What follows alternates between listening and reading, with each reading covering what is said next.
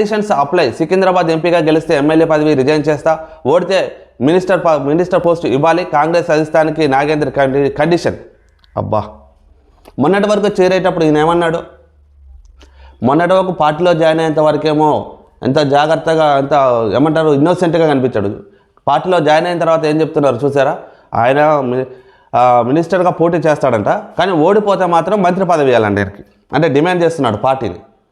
ఆయన నిజంగా ఎవరి కోసం వచ్చినా? ప్రజల కోసమే వచ్చినా? ప్రజలకు సేవ చేయడం కోసం వచ్చినా? ఆయన స్వలాభం కోసం వచ్చినా? ఇక్కడ మీకు అర్థమవుతుంది క్లియర్ కట్గా.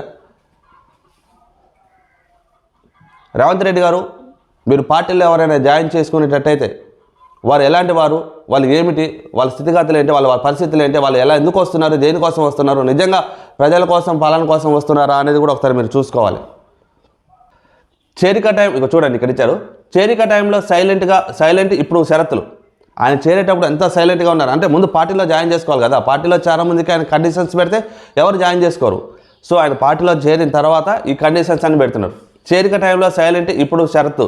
అగ్రనేతల గ్రీన్ సిగ్నల్ కోసం పెండింగ్. ఎమ్మెల్యే తీరుపై కీలక నేతల పెదవి విరుపు. మరి ఎవరైనా కామన్.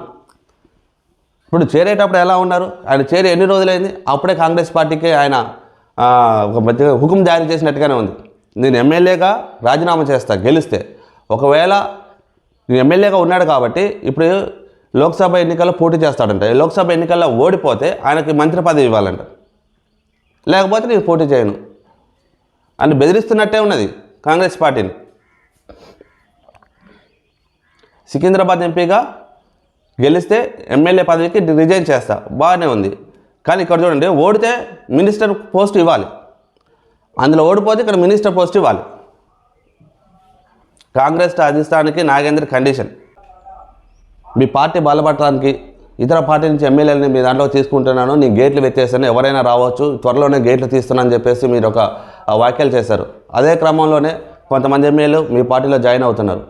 జాయిన్ చేసుకోండి. ప్రజల కోసం, ప్రజల తరపున పనిచేసే వాళ్ళని ఎవరైనా జాయిన్ చేసుకోండి.